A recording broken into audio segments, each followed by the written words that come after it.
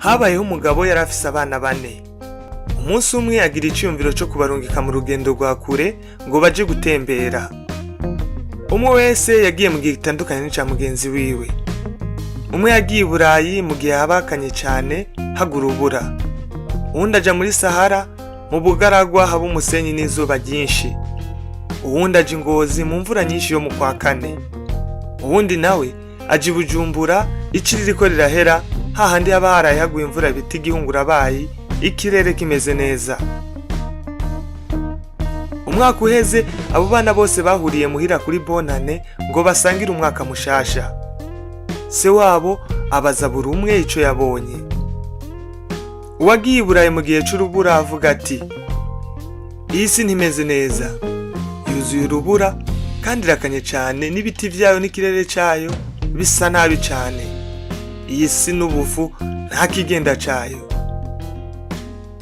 Uwagiye muri Sahara arabihakana cyane ati, have. Iyi si ntiyuzuye urubura ahubwo yuzuye umusenyi. Irashushe cyane kandi nta n'ibiti biyibako. Hahora umuyaga mwinshi n'inyota ya buri kanya.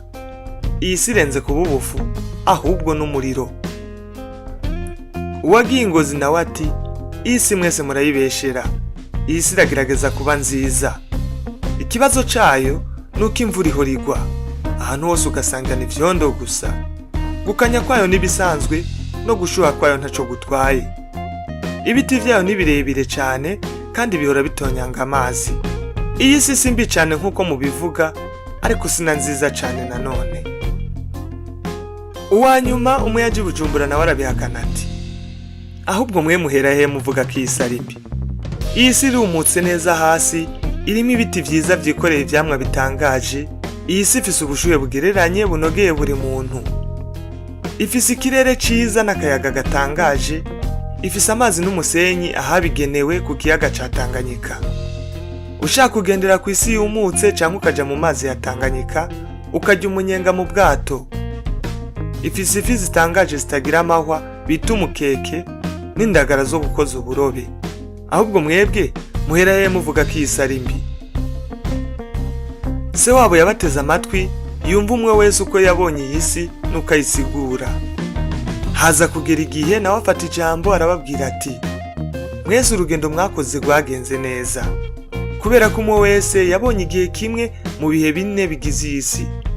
Umwe wese avuze uko yayibonye anayisigura.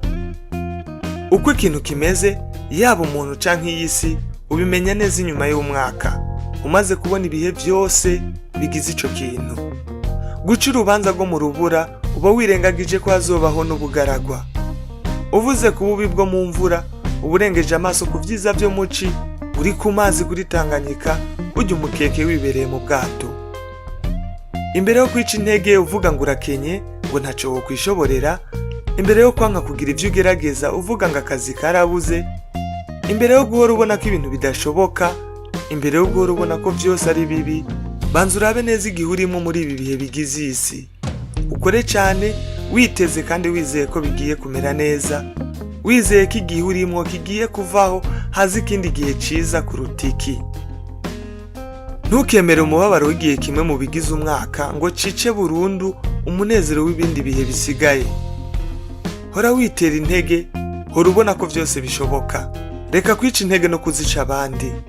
Mu nyuma uzobibona ubuzima bwawe bwamaze guhinduka bwabaye bwiza kuruta ubu. Ibu uzovyibuka kandi ndabizi uzontumira dusangire. Vyizere.